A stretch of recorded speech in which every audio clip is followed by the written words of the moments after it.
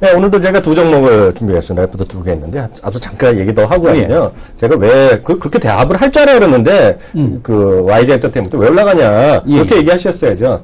제가 지난주부터 계속 레포트도 보고 두 번이나 얘기했잖아요. 그래서 올라가는 거잖아요, 지금요. 그래서 가는 겁니까? 그게 아니라 키움의 고객분들이 많이 보시니까, 많이들 매매를 하니까 올라가는 거 아니겠어요? 그래서 본인을 좀 칭찬해 주려고 했더니 말이야. 받아 먹지를 못하네, 또 이 친구가. 웃기만 하지 마시고요. 진지하게 얘기를 하세요. 예, 알겠습니다. 오늘 레포트 준비해봤는데요. 오늘은 그 얘기부터 해보죠. 롯데 하이마트부터 좀 가봤습니다. 아, 롯데 하이마트요? 네, 하이마트가. 하이마트가 느낌이 좋아. 하이마트가? 네, 한번 해보세요. 이 하이마트는 지금 보게 되면, 가장 이제 그 모멘텀, 딴 거 다 볼 필요는 아직까지는 없을 것 같고, 그 하이마트를 보면서 이제 이런 얘기를 하시는 분들이 계셨어요. 제가 이제, 작년에도 이제 호텔신라가 좋습니다. 라는 얘기를 하면은, 강연에 오시는 분들이 이런 얘기를 합니다. 비싸다. 호텔신라 비싸다. 너무 비싼 거 아니냐. 근데 우리가 주식이 이제 비싸기 때문에 더 갈 수 없다라고 생각을 하게 되면 그 주식을 살 수가 없죠. 근데 그 비싸다라는 얘기는 사실은 호텔신라 5만 원대에서도 얘기 나오지 않았습니까? 그렇죠. 제가 이하영 전문위원님 방송할 때 이제 본 것 같은데 그 보고서가 나왔는데 그 보고서에 대해서 상당히 아주 강력하게 반박을 해줬거든요. 내가 그럼 완전 디스해버렸더래서 방송에서 뭐라 그랬어? 너무 그렇게 욕하면 그래서 증권사가 그렇게 막 그 보고서를 갖다 그렇게 강력하게 반박하는 방송을 저도 본 적이 없었는데. 지금 잘렸어요. 아, 그렇습니까? 잘린 것 같아. 안 나와요. 보고서가 그날 이후로 이제 나오지 않은 것 같은데. 그때부터 시작을 해서 계속 가격은 올라가죠. 근데 주식은 비싸도 더 갈 수가 있습니다. 그러니까 주식을 움직이는 요소가 뭐냐? 앞으로 얼마나 더 좋아질 것이냐에 대한 쪽에 이제 포커스가 맞춰지게 되는데. 롯데하이마트도 이제 우리가 보통 이제 프리미엄 밸류를 더 줄 수 있느냐 없느냐에 대한 논리가 타당하냐 안 하냐 요거 갖고 얘기하는데 롯데하이마트 같은 경우도 가장 이제 올해 이제 봐야 되는 포인트 작년에는 이제 부채 감소에 대한 쪽이 포인트였더라면은 이제 지금 보게 되면 올해는 출점에 대한 쪽이 계속해서 증가하고 있다. 그러니까 지금 출점에 대한 개수가 지금 한번 화면을 통해서 한번 볼 텐데요. 출점 수가 계속해서 증가하고 있는 것이 올해 롯데하이마트에 대한 주가가 상승할 수 있는 그런 모멘텀이다라고 보셔야 될 것 같습니다. 작년에도 출점 수가 계속해서 증가를 했죠. 38개가 증가를 했는데요. 올해는 무려 94개가 증가를 합니다. 그러니까 이 출점에 대한 개수가 급격하게 이렇게 딱 올라간다는 얘기는 매출도 그만큼 따라 붙는다는 얘기겠죠. 그렇기 때문에 이런 주가에 대한 흐름이 추가적으로 상승이 가능하다라고 볼 수 있겠고요. 여기 PER 밴드에서도 놓고 보게 되면 이거 추가적으로 비싸지 않느냐라는데 프리미엄 밸류를 충분히 받을 만한 그런 상황이라고 보고 있고 그래서 올해도 롯데하이마트 비싸다라는 논란 그리고 또 지금 보게 되면은 과연 더 올라갈까라는 그런 생각이 들고 개인들이 선호하지 않는 주식이기 때문에 올해도 기관들이 계속해서 주가를 좀 부밍시킬 그런 가능성이 있지 않나 이렇게 봅니다. 그 레포트는 오늘 어디서 나온 거예요? 예, 오늘 이 레포트는요. 지금 IBK 투자증권에서 나왔습니다. 그 목표 주가 어디 나와 있어요, 그게? 예, 오늘 목표 주가는 지금 보게 되면 12만 원이죠. 12만 원이면 40% 정도. 그죠? 지금 8만 원 초반이니까 4번 했고 거의 50% 정도 가까이 목표를 주고 있는데요. 롯데하이마트는 제가 워낙 저는 개인적으로 롯데하이마트를 자주 갑니다. 왜냐면 이제 IT나 이런 것들에 새로운 제품으로는 보이고 아이패드 에어 이런 거 나오면 또 가서 만져보고 이렇게 해서 가는데 하여튼 분위기가 지난번에 한번 말씀드린 것 같은데요. 주가는 하루 이틀 모르죠. 알 길이 없는데 분위기상 하이마트의 느낌은 과거의 하이마트랑은 완전히 다르다라는 건데 분명히 말씀드릴 수 있겠고요. 하여튼 앞에 롯데가 붙은 다음부터 영업 비용의 이자 비용의 감소 이런 것도 상당히 도움이 될 것이다. 이 정도다. 먼저 실적 얘기가 나올 때마다 조금씩 쉬고 그러는데요. 오히려 이런 것들 저는 이렇게 봅니다. 큰 틀에서 실적 때문에 지금 빠지는 것들은 오히려 실적 발표되면 좀 해소되지 않겠느냐. 이런 거 조선주, 화학주 이런 것들을 보는데 하여튼 그렇게 장기적으로 보셔야 될 것 같고요. 제가 오늘 준비한 거는 SK텔레콤을 말씀드릴까 합니다. SK텔레콤 오늘 자료는요. 저희 방송국 채널 K 이 방송국이 저기 있는 같은 빌딩에 있는 친구들인데요. HMC 투자증권입니다. 그리고 애널리스트 이름은 황성진이라는 친구가 쓴 건데요. 컨센서스의 목표 가격은 지금 27만 8천 원 정도 나와 있습니다. 지금 업계 컨센서스가요. 그런데 지금 이 친구는 30만 원의 목표가를 주고 있습니다. 그러니까 지금 가격 대비 보면 상당히 좀 올라갈 여지가 있는 거죠. 왜냐면 22만 7천 원이니까요. 7, 8만 원이죠. 그러니까 30% 정도 목표 주가를 주고 있는 있는데요. 크게 보면 SK텔레콤의 저는 투자 포인트, 뭐 여기 보면 이제 LTE 효과가 커진다. 그래서 LTE로 이제 아직도 3G, 저 같은 경우도 이제 3G를 쓰고 있는데요. 사실 저는 LTE 요금을 쓰는데 핸드폰은 3G를 쓰고 있어요. 약간 특이한 경우인데 어찌되었건 LTE에 가입하는 사람들이 객단가가 높은 거 아닙니까? 당연히 비용이 커지니까요. 객단가의 상승에 따른 효과, 이것이 오히려 좀 크다라는 얘기가 하고 있어요. 그래서 이게 이제 첫 번째 요인이 됩니다. 그래서 실적에 대한 꾸준한 완만한 상승이죠. 폭발적인 상승. 그리고 사실 두 번째 내용 보면은요, 마케팅, 여기 한번 잡아주세요. 뭐라고 써있냐면, 마케팅비 역시 안정화 흐름을 보일 거, 이렇게 써있어요. 예. 그거 좀, 첫 번째 페이지, 거기요. 예, 보시면.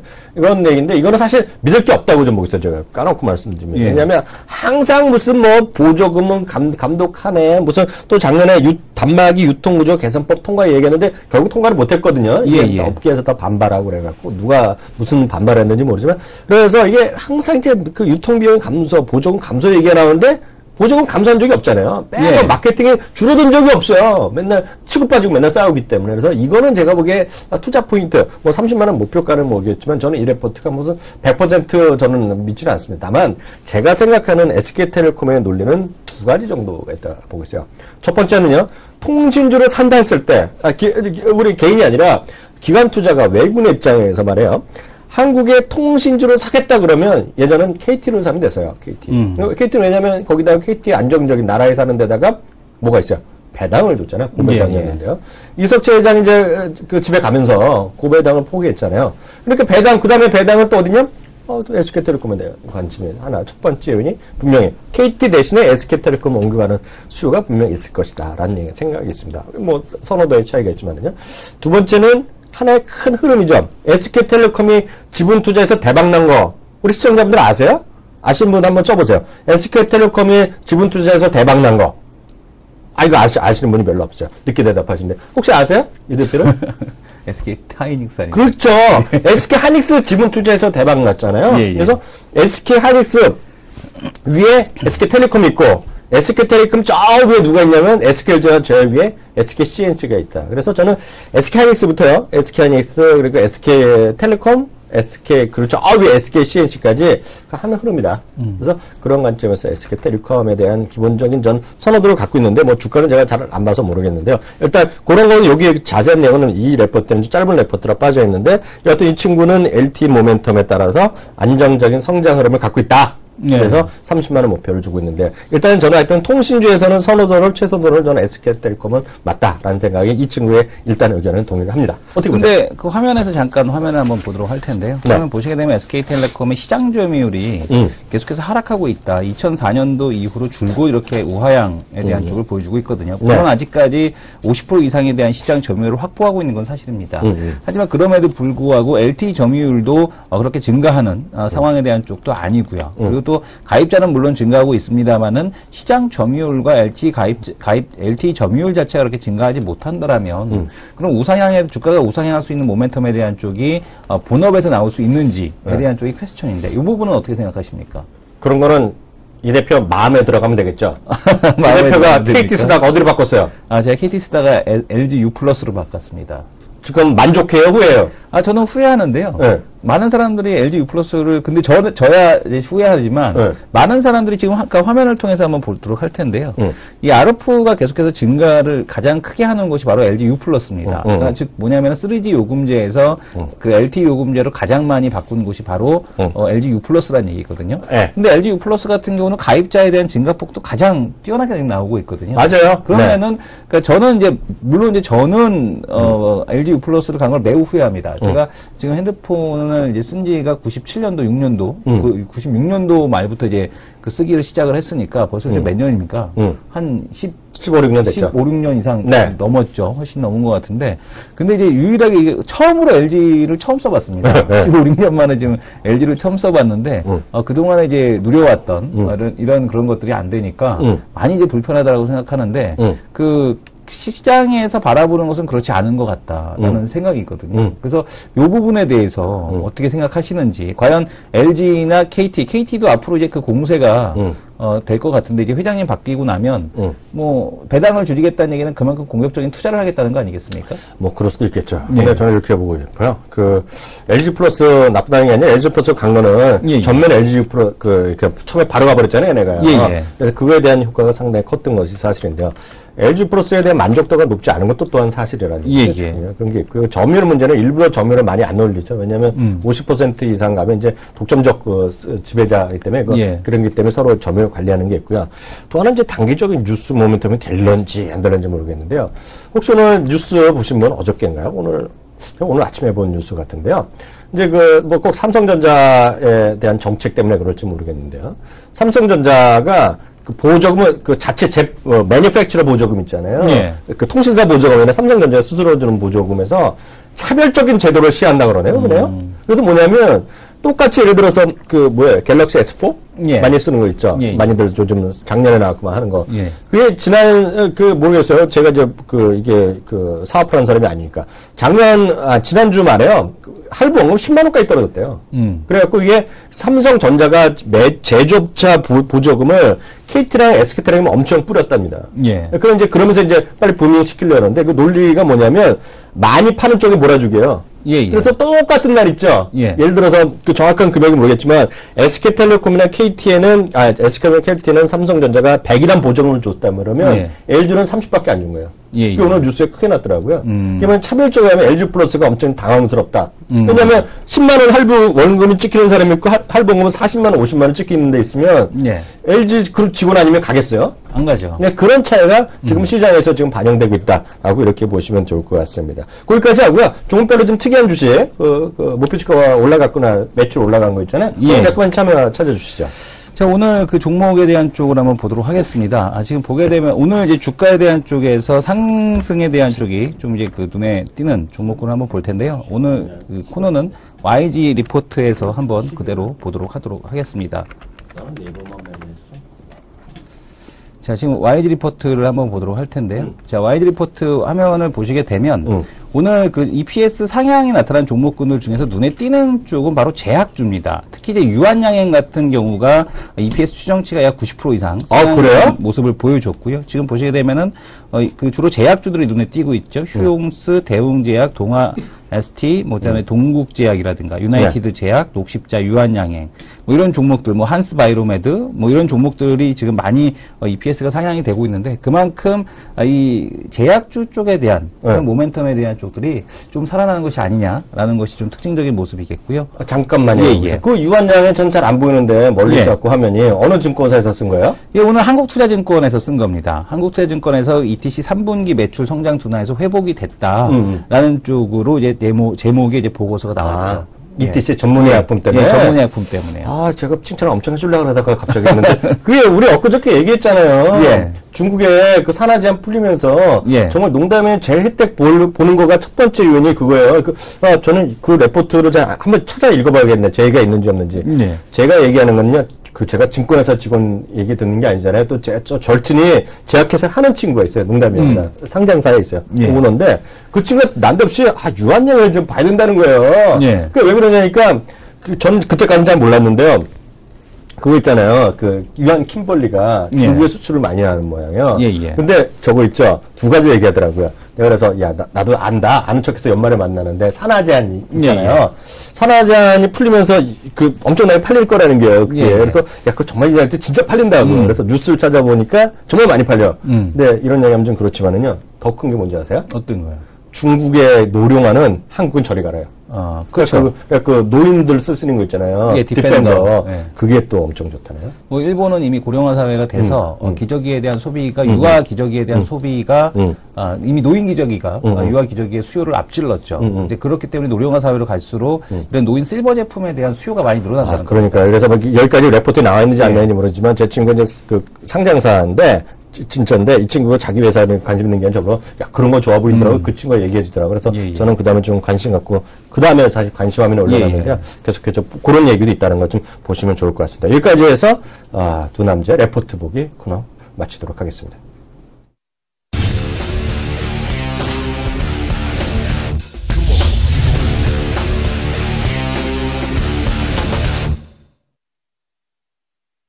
네, 그 베스트 전문가 코너입니다. 이 베스트 전문가가 이제 지난 분기, 반기, 뭐 이렇게 해서, 누적해서 이제 상위에 있는 분 모셨는데요.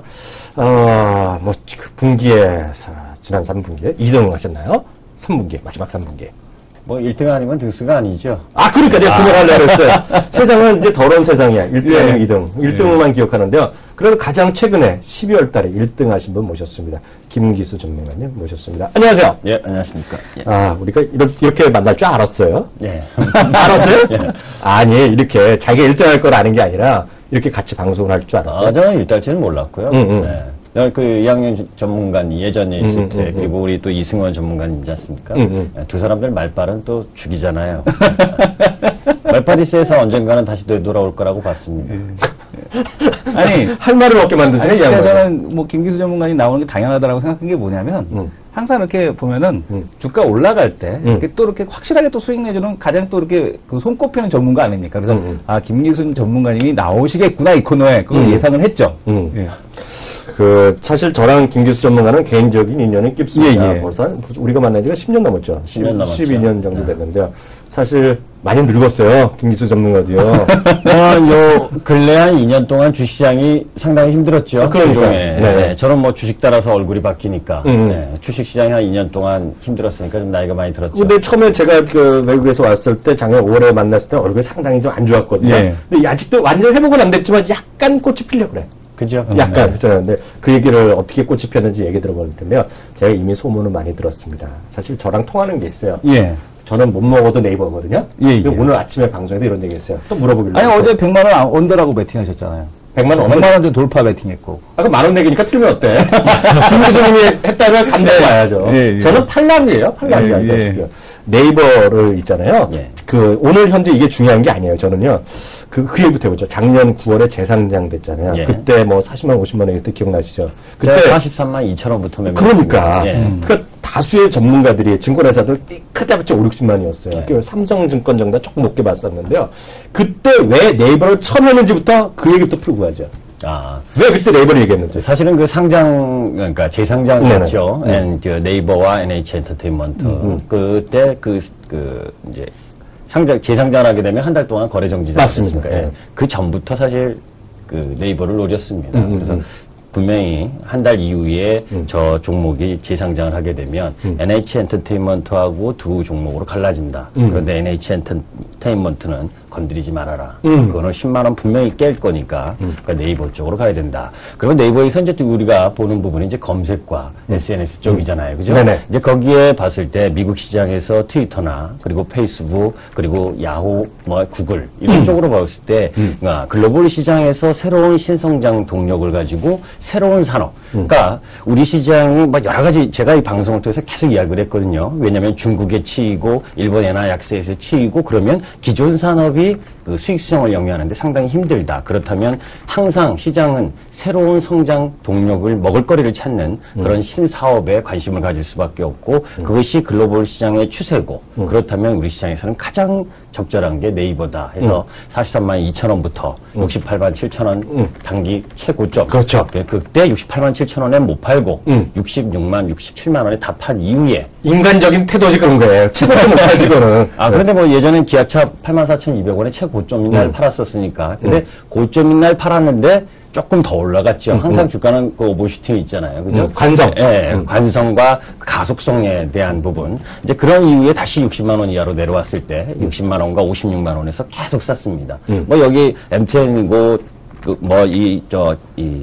키움증권, 제가 공개 방송을 할 때마다 이야기한 게, 우리가 기존에 있던 산업에 옛날에 2005년에 그 인도나 중국, 이렇게 해서 인프라를 구축했을 때 조선 건설, 철강 건설 기계 지주 화학무 난리였지 않습니까? 그렇죠. 예. 그때 우리 이학년 전문가님은 현대중공업으로 난리를 쳤었던. 제가요? 예. 그때는 주식이 없었죠. 그것밖에 없었죠. 네, 그거밖에 없었죠. 저는 이제 삼성중공업이나 현대위포를 매매했었던 그렇게 한 시대마다의 그 주도주, 주도 패러다임이 있거든요. 이제 그런 흐름을 탄다고 본다면 지금도 네이버다라고 봅니다. 네, 그래서 이제 처음에 접근할 때 그때 9월 달에 상당히 재밌었잖아요. 이거 처음에 갭상승을 하고 돌파했기 때문에 더 가냐 안 가냐 그랬을 텐데요. 그래서 60년만 했다가 작년에 그 11월 10일에 약간 또 주춤했었단 말이에요. 그럴 때 이제 뭐 텐센트 얘기 막 또 우리 다 알았을 텐데 이제 여기저기서 오르다 보니까 떠든 애들이 나오잖아요. 그렇죠. 그때 60만 원 정도에서 다시 한번 70만 원 올라갈 때 작년 연말에도 변치 않고 계속 더 스트롱 바이럴 회원들한테 얘기했을 때 그때는 또 어떻게 설명하셨어요? 저는 이렇게 봅니다. 주식은 주가는 이런 부분이죠. 성장의 이제 흐름이 있는데 항상 전문가들이 이 좋은 점도 있고 나쁜 점도 있습니다. 저도 전문가지만 다 오른 다음에 사실 전도사가 되는 경우가 많아요. 그죠? 그러니까 고점에 요새 이제 코스닥이 올라가니까 또 코스닥이 좋다 이렇게 이야기를 하고 개별 종목이 올라가면 개별 종목이 좋다라고 이야기를 합니다. 그런데 그렇게 좀 더 빠르게 접근을 해야 되는 거죠, 사실은. 그죠? 그러니까 가격으로 봤을 때 43만 원이 68만 원, 70만 원까지 왔다가 다시 내려오게 되면 그게 비싸냐 싸냐라고 하는 논란은 항상 있게 마련이고 우리가 현대중공업이 50만 원 하던 것이 지금 뭐 20만 원, 25만 원이잖아요. 그죠? 그렇죠. 예, 그러면 가격이 싸다라고 봅니다. 일반 투자가들은. 그런데 그렇게 가격으로 보는 게 아니죠, 사실은 주가는. 그렇죠. 주가는 가격이 아니라 가치로 보는 거고 영업이익을 계속해서 영위를 할 수 있다면 오히려 더 증가를 한다면 가격이 올라가도 올라간 게 아니죠. 그럼 미국 시장에 지금 많이 올라와서 뭐 주가가 고평가됐다 이러는데 사실 고평가 아니거든요. 2000년대부터의 평균 PER 기준으로 지금 적정 가격으로 거래가 되고 있는 중이에요. 이제 와서. 그렇다면 우리 시장도 마찬가지다. 예, 김정은 잠깐만 기다려보세요. 이성은 대표, 그거 하나 보여주세요. 지금 준비될지 모르겠는데요. 아까 얘기 많이 드렸는데, 텐센트 한번 가격 한번 봐주세요. 텐센트 가격이요? 텐센트라는 건 우리 시청자가 아실 텐데요. 텐센트라는 건 위챗을 갖고 있는 겁니다. 위챗을 갖고 있고요. 우리 지난번에 얘기해봤는데, 우리 여기 계신 분은 나이가 좀 연세가 있으셔. 롤 알아요, 롤? 롤 알아요? 아드님 롤해요? 롤의 또 대주주가 텐센트가 아세요? 그거 모릅니다. 그것도 모르면서. 그러나 배워가시네요. 그러게요. 제가 감히 김기수 선생님한테 하나를 가르쳐드리고 하는데요. 이 텐센트 주가가 오늘 지금 당장 모르겠는데 어저께 사상치 효과를 또 봤어요. 65.85불. 65불을 넘어갔네요. 이게 바로 이제 이거 전일 때 거의 똑같은 흐름을 보는데요. 가치가 좀 1,100억 달러입니다. 1,100억 달러거든요. 그러니까 거의 페이스북이랑 건 만만한 것인데요. 딱 단도직입적으로 이걸 물어보죠. 김기수 전문가님. 저는 이제 어저께 이제 농담 삼아서 이 친구가 70만 원인데 이 친구가 100만 원 간다 그러는 거예요. 올해 안에. 그래서 저는 이제 10,000원을 내기 하면서 연말까지 나는 이 친구가 10,000원 간다니까 난 그냥 그 순수한 마음으로 김 교수님의 뜻까지 모르고 안 간다 그랬거든요. 어느 정도까지 목표가 보세요? 자, 이제 그 목표가라는 건 제가 여러분들에게 이야기를 할 때 항상 목표가를 저는 얘기하지 않습니다. 목표가라는 건 그 주식의 수급이나 시장 상황. 뭐 제가 여러분들 뭐 100만 원, 150만 원 간다. 그랬는데 미국 시장의 SNS 업체들이 다 박살나고는 분위기다.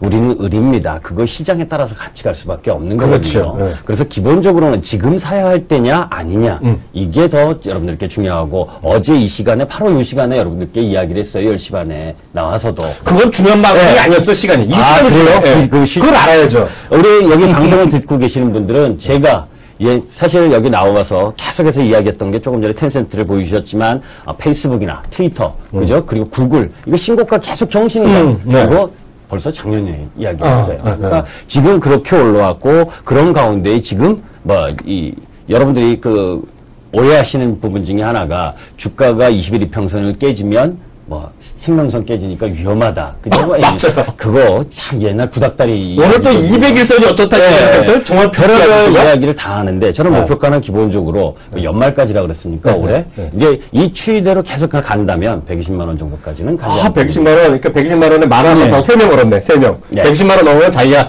대표님한테 10,000원 주고.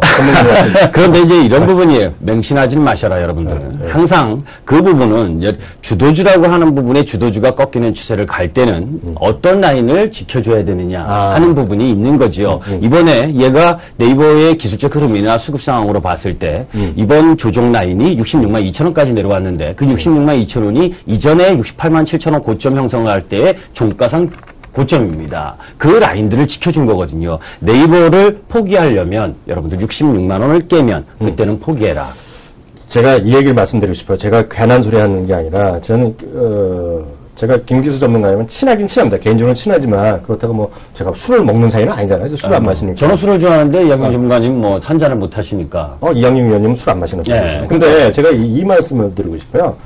저보다 훨씬 나은 친구예요. 우리 김기수 전문가님. 왜냐하면 저는 저랑 비슷한 데가 있어요. 네이버 쭉 간다. 저도 목표가를 물어보면 전 누가 저한테 목표가 얼마냐 그러면 제가 애냐. 내가 그런 얘기 왜 하냐. 딱 그런 얘기를 하는데. 근데 제가 진행자니까 이런 얘기를 하는 건데요. 이 김기수 전문가님은 정말 대단한 분입니다. 왜냐하면 저는 거기까지만 얘기하거든요. 좀 떨어지면 좀 기다리면 되지. 이렇게 마음 편한 성격인데요. 김기수 전문가님 66만원 딱 얘기하잖아요. 그리고 66만원이 잠시라도 깨지면 단가를 내렸다가 그 다음에 다시 사면 되고 혹시 잘못 봐서 올라가면 다시 미안하다 다시 사면 되는 건데 딱 이거 하나 오늘 마지막 하나 한번 얘기해 주세요. 아마 새로 오시는 분이 계시잖아요. 이번에 참 28일날 공개 방송 하시죠? 네. 제가 또 그런 거 알잖아요. 근데 전 공개 방송을 해도 지난번에도 공개 방송 열심히 해서 네이버만 사라 그랬습니다. 네, 네이버만 사라 그랬는데 75만 원까지 갔는데 한 번 들어오시더라고요. 근데 진짜 이거는 잘 아셔야 되는 게 우리 김기수 전문가님은 그 종목을 확실한 종목을 매매를 하시거든요. 확실한 종목을 갖다가 이제 베팅을 시켜서 하기 때문에 아마 내가 확실하게 진짜 막 이렇게 이것저것 하기 싫고 나는 그 강하게 한번 트레이딩에 대한 쪽을 좀 하고 싶다 하시는 분들의 성향이 참 잘 맞으실 거고 또 이게 단기 트레이딩에 대한 쪽, 뭐 종목을 갖고서 계속 들고 가십시오가 아니거든요. 그러니까 매수도에 대한 타이밍을 아주 세밀하게 잡아드리기 때문에 아마 그 부분에 대해서 스트레스를 엄청 받으시면서 제가 매매하는 걸로 알고 있거든요. 그래서 아마 그런 세밀한 매매까지 원하시는 분은 우리 김기수 전문가님의 성향과 잘 일치가 될 거다라는 말씀을 드리고 싶고 제가 봤을 때 시장이 올라간다라고 보시면은 제가 말씀을 드렸지 않습니까? 시장에 올라갔을 때 시장 수익률을 비트하는 몇 안 되시는 전문가거든요. 항상. 그래서 아마 이 시장 올라갈 때는 또 뭐 김기수다 이런 말씀으로 드릴 수 있죠. 예. 좀 그것까지는 잘 모르겠고요. 저 같은 김기수 전문가의 인간됨을 믿는다. 그리고 정말 진솔한 친구다는 거 다시 한번 말씀드리겠고요. 하여튼 이번에 28일날도 네이버뿐만 아니라 한두 종목 더 그런 네이버의 제가 물어본 게 이거예요. 작년 9월의 심정으로 한두 종목 더 찾아서 연구해 보시라. 그 얘기를 해드리고 싶네요. 당연하죠. 네, 오늘 말씀 감사합니다. 네, 감사합니다. 네, 지금까지 배트 전문가의 듣는가 코너였고요. 바로 다음 코너 넘어가도록 하겠습니다.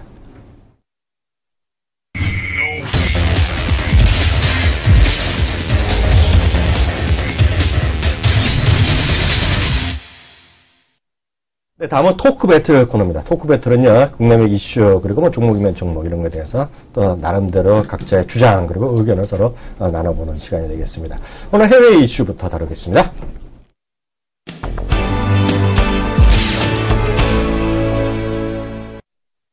네, 오늘 이 얘기를 안 할 수가 없죠. 오늘 뭐 미국에, 오늘 새벽에 뭐 CNBC도 마찬가지고, 월스트리트 저널도 마찬가지고요. 오늘 큰 이벤트가 하나 있습니다, 내일이요. 그래서 내일 드디어 애플과 차이나 모바일에 서로 이제 사인을 통한 결국 이제 공식 판매가 시작된 날인데요. 오늘 그 얘기부터 해보죠.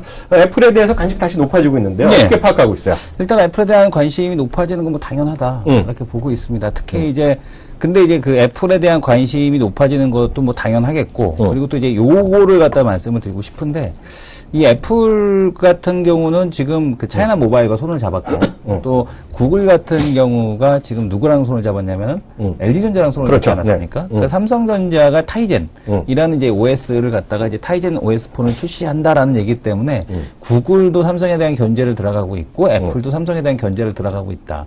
삼성으로서는 어찌됐든 간에 좀 좋지 않은 그런 환경에 대한 쪽이 형성이 되고 있고, 애플 같은 경우는 뭐 차이나 모바일과에 대한 모멘텀이 작년에 아이폰 5S에 대한 출시 이후에 조금은 더 이어질 수 있다. 아무래도 한 2월 달까지는 가능하지 않을까. 지금 삼성의 아이폰 갤럭시 S5가 WMC죠. MWC죠. 모바일 월드 콩그레스에 이제 지금 출시가 2월 달에 나올 것이다라는 얘기가 나오고 있고, 실제적으로 양산에 들어가서 제품이 판매되는 건 4월 달이라고 보고 있습니다. 네. 그렇다면 1월 달까지는 뭐 애플에 대한 쪽이 좀 더 유리할 수 있다. 그러나 이제 삼성도 2분기부터는 본격적인 반격에 시작을 하지 않을까 저는 이렇게 예상을 하고 있습니다. 오늘 있는 사실 몇 가지만 좀 확인해 드리겠습니다. 팀 쿡이 CNBC에 인터뷰를 했고요. 다른 쪽에서는 화상 인터뷰에도 하고 뭐 이런 걸 했는데요.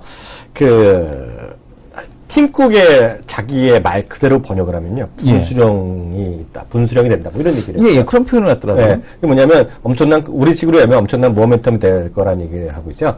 애플도 마찬가지, 차이나 모바일도 마찬가지. 근데 가장 중요한 것은 이제 뭐, 5S의 뭐 가격이 비싸다 어쩌다 얘기하는데 가격 참고적으로 불러드리겠습니다. 32기가가 5S 기본형이잖아요. 근데 중국 판매기의 가격이, 위안화로 보면 5,288위안.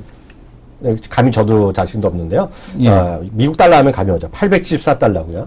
64달러짜리가 1139달러니까요. 미국보다, 우리나라보다는 모르겠어요. 상당히 조금 비쌀 거라고 보는데요. 문제는요, 애플이나 차이나 모바일 모두에도 긍정적인 모멘텀을 작용할 가능성이 매우 크다라는 것이 일반적인 얘기입니다. 정확한 공식 예측치는 애플도 한 적이 없고요. 차이나 모바일도 한 적이 없어요. 그래서 지금 많은 얘기는 대부분 언론이라든가 증권사의 조사기관의 분석일 뿐인데요. 확실한 거는요, 예약 주문을 12월 초부터 받았는데, 예약 주문이 120만 대. 그러니까요. 그게 너무 적은 거 아닙니까? 끝까지 들어보세요. 예약 주문이 120만 대인데요. 실제 첫 번째 초기 주문은 100만 대였다고 합니다. 그래서 완판됐다고 보셔야 될 것 같아요. 그런 거고요. FBN이라는 증권사를 비롯해 증권사가 들쑥날쑥입니다. 최저에선 1000만 대에서 많게는 3000만 대 얘기를 하고 있어요. 3000만 대가 팔릴 건데. FBN 같은 경우에는 1700만 대가 팔릴 거라고 보고 있습니다. 이번에 5S가 이번 시리즈가요. 근데 지금 그러면 어느 정도가 이미 차이나 모바일에서 애플을 쓰고 있냐는 것인데, 이 부분은 또 약간 기술적인 게 들어가는데요. 그 애플 컴퓨터가요, 공채업 한 적이 없어요. 차이나 모바일에서. 근데 이미 4,200만 명이 쓰고 있다는 거예요. 그 뭐냐면, 다른 데서 사가거나 아니면 언락된 걸 사갔고요. 2G로 쓴 거예요. 그 친구들. 그래서 애플이 좋다고 쓴 건데요. 이번에 1,700만 명 정도에서 보통 평균은 1,700에서 2,500만 대 정도 늘어날 거라고 보고 있어요. 그래서 어느 정도 팔지 아무도 모르는데요. 625불에서 650달러를 목표 주가를 좀 올려놨고요. 코멘트 몇 가지만 드리겠습니다. CNBC에서 하는 얘기는요. 이게 저는 그래요. 애플 컴퓨터가 얼마나 더 올라가는 거는 우리한테 큰 관심 없다라고 저는 이해하고 있어요. 왜냐하면 애플 컴퓨터를 직접 사고 파는 분은 별로 없잖아요. 없으니까. 거의 없으니까 저희 방송 들으신 분이요. 근데 중요한 것은요. CNBC도 마찬가지. 미국의 증권사 대부분이 하는 것이 삼성과의 경쟁에서 한 발짝 앞서가 나올 가능성이 크다. 그게 이제 포인트고요. 이번에 삼성이 전투에 보면 고지를 점령하고 있잖아요, 지금요. 그 고지를 애플이 다시 뺏어올 것이다. 이게 오히려 포인트가 될 것 같습니다.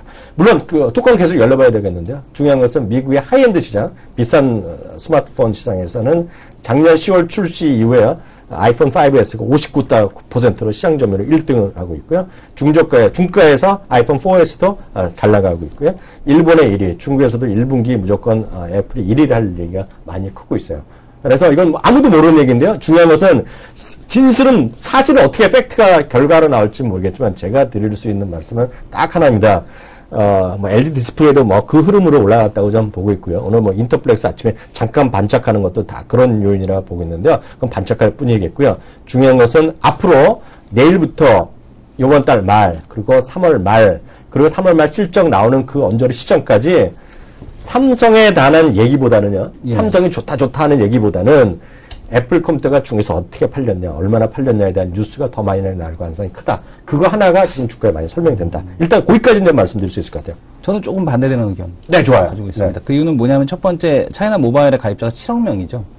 근데 초도 물량이 120만 대라는 것은 그만큼 미리 이제 할 사람들은 미리 좀 사지 않았나. 왜냐하면 이제 그 10월 달에 중국 시장에서 그 모바일 시장 쪽에서 점유율, 애플에 대한 점유율을 살펴보게 되면은 5% 언더였죠. 그죠? 그때 이제 샤오미가 애플을 눌렀네 어쩌네 이러면서 레이준이 막 그 설레발을 막 쳤었는데, 그리고 나서 바로 10%대 가까이 증가했다는 얘기가 나왔었거든요. 그러니까 100만 대라면 너무 적은 숫자가 아니냐. 차이나 모바일의 가입자 수 7억 명에 비하면은 너무 작고, 또한 시장의 예측치가 1,500만 대가 미니멈으로 나오고 있고, 맥시멈이 한 4천만 대라고 나오고 있는데, 삼성전자가 올해 지금 예상하는 곳이 미니멈으로 한 4억 대 정도 팔 거다.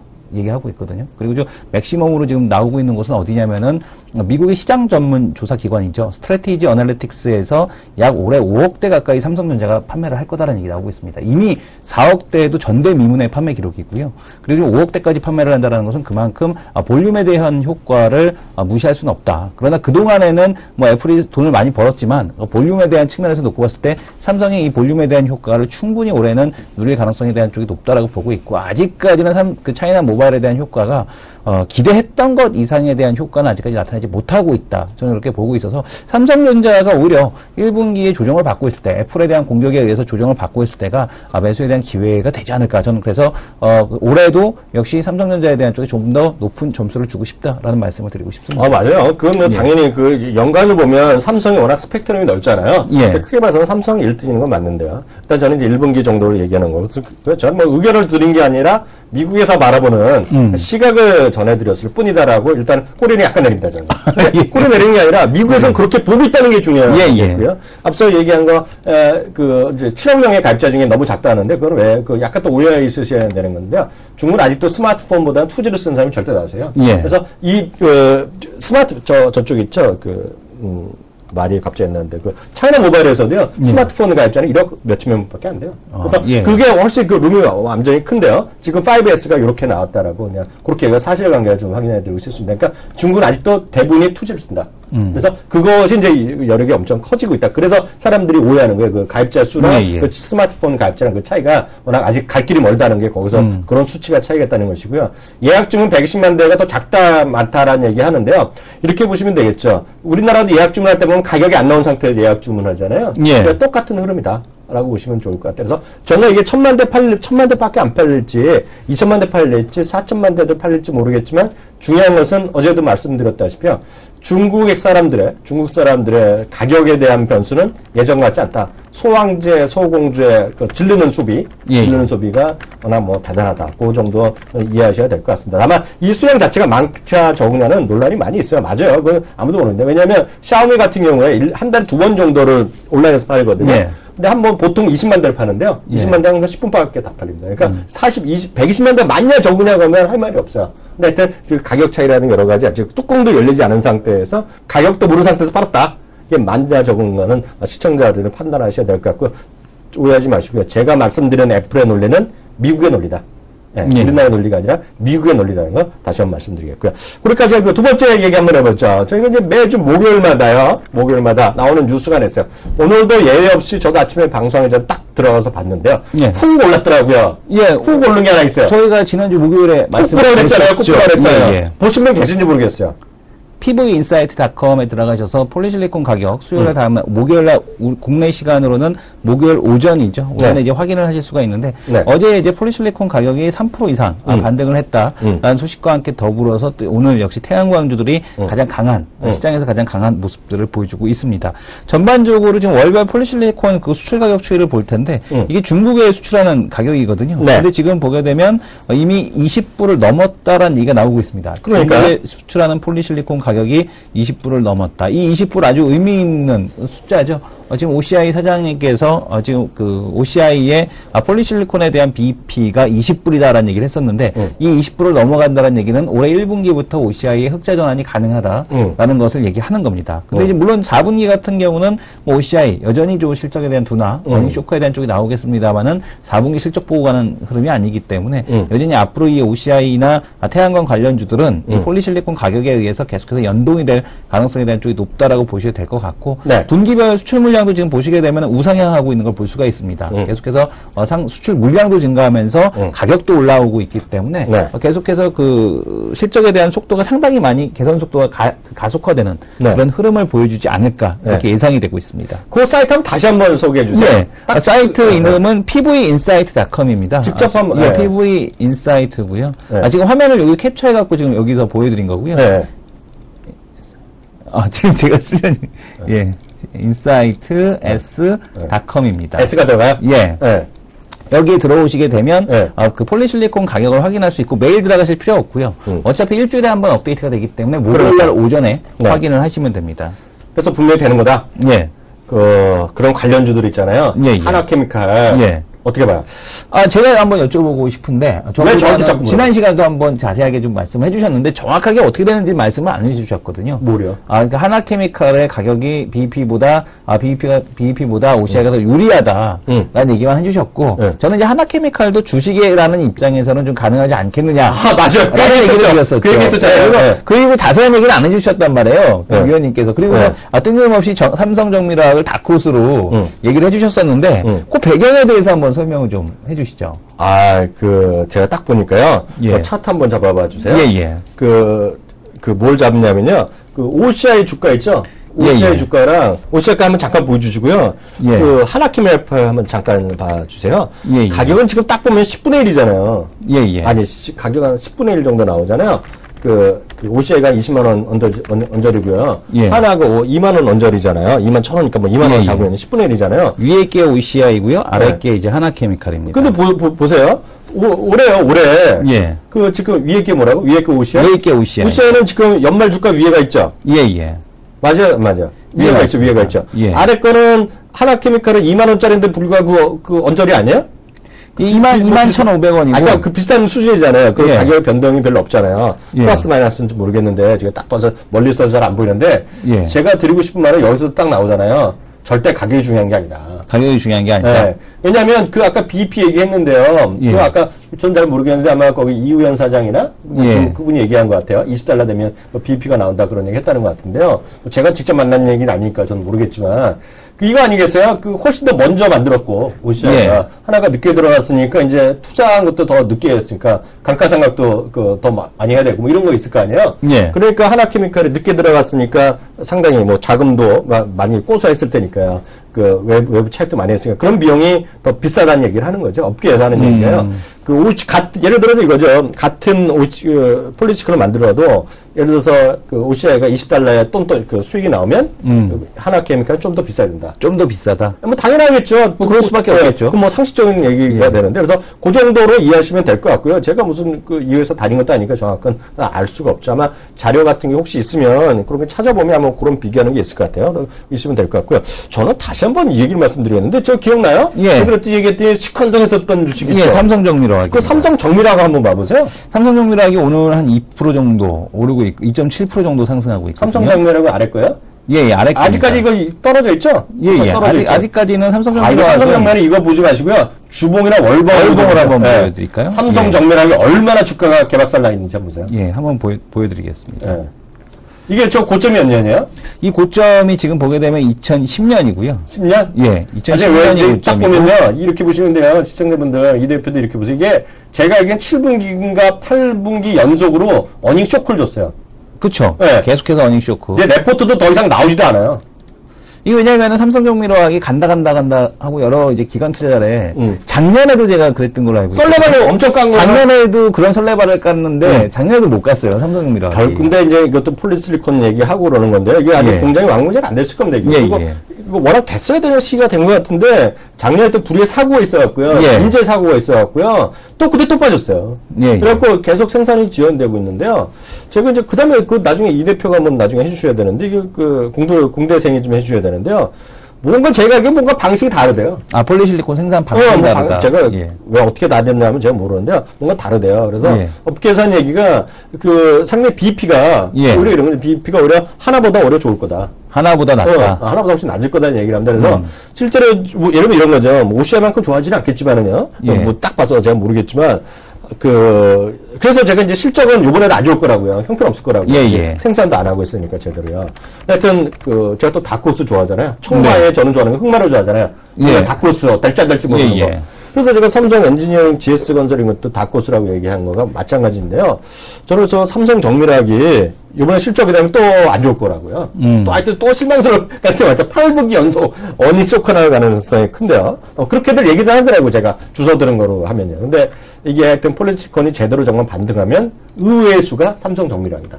그런 얘기가 의외의 수가 삼성정밀화학. 네, 그래서 오늘은 제가 숙제를 드립니다. 이 대표님한테 그 방식에 대해서 나중에 저한테 좀 알려주세요.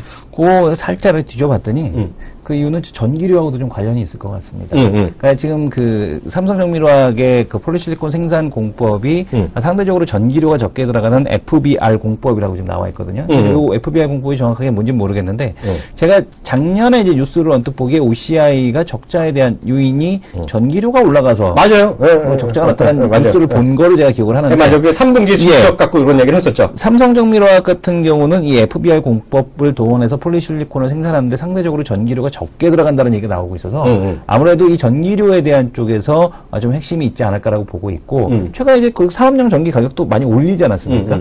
이런 흐름에서 놓고 본다라면 삼성전기화학도 가능성이 상당히 좀 있어 보인다라는 생각이 듭니다. 아, 갑자기 생각나는데 그 삼성전기화학 그 OCI가 이런 얘기를 했어요.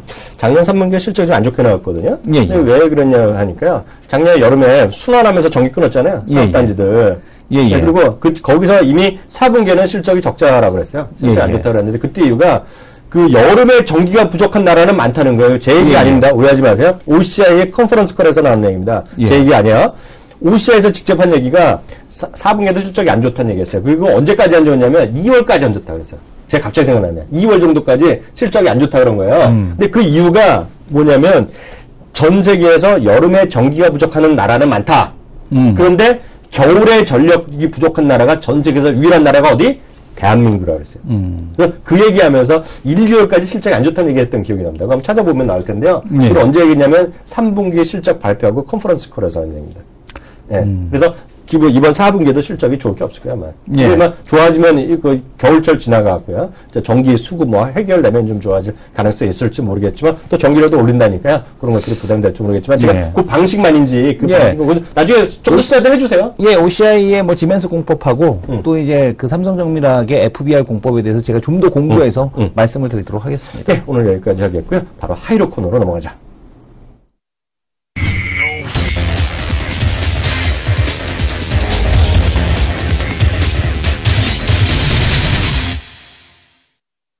아, 이게 정말 짜고 치는 고스톱 없다는데요. 어저께 또 제가 또, 0.0005포인트 채로 제가 졌죠? 0.0005포인트란요. 그거보단 조금 더 높았습니다.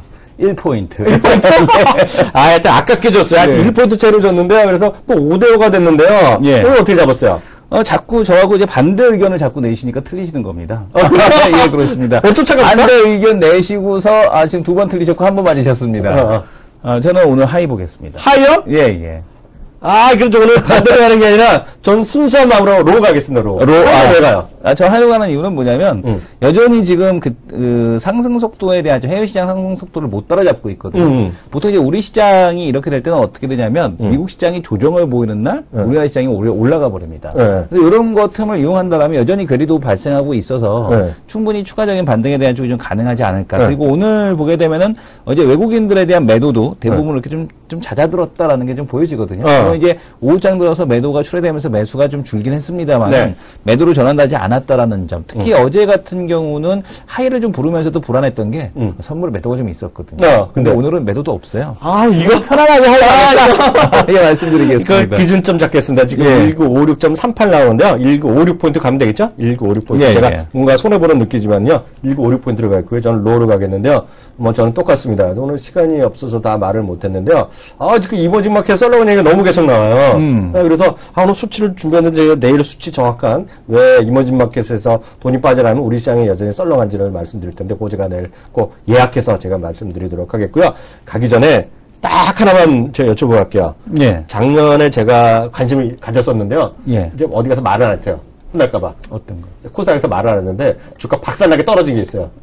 뭔지 알아요? 어떤 겁니까? 위메이드. 위메이드는 이 대표들 알잖아요. 위메이드가 요즘 살아있더라고요. 그래도요. 오늘도 훅 가는데요. 올라가는데. 위메이드는 어떻게 봐요? 위메이드 같은 경우는 카카오 상장에 대한 얘기가 나오면서 다시 한번 지금 올라오고 있거든요. 그것 때문에 올라가는 거 맞아요? 모멘텀에 대한 쪽이 좀 있다라고 보고 있습니다. 그리고 위메이드 뭐 그런 부분이 있고 아직까지 그 페이스북과 연동해서 실적에 대한 쪽이 확인되지 않고 있습니다. 그러니까 페이스북에 대한 기대감 많이 존재했다가 그 부분 실적으로 반영 안 되니까 좀 그 내려오는 그런 모습이고 지금 최근에 이제 낙폭과대 그 코스닥 낙폭과대 종목군들 대차거래 감소하면서 좀 올라오는 것들을 보여주는데 그런 것과 또 맥을 같이 하는 게 아닌가 이렇게 보여집니다. 하여튼 카카오톡 이번에 상장 때문에요. 전 증권사 아이비들이 난리가 났고요. 삼성에서 잡았죠?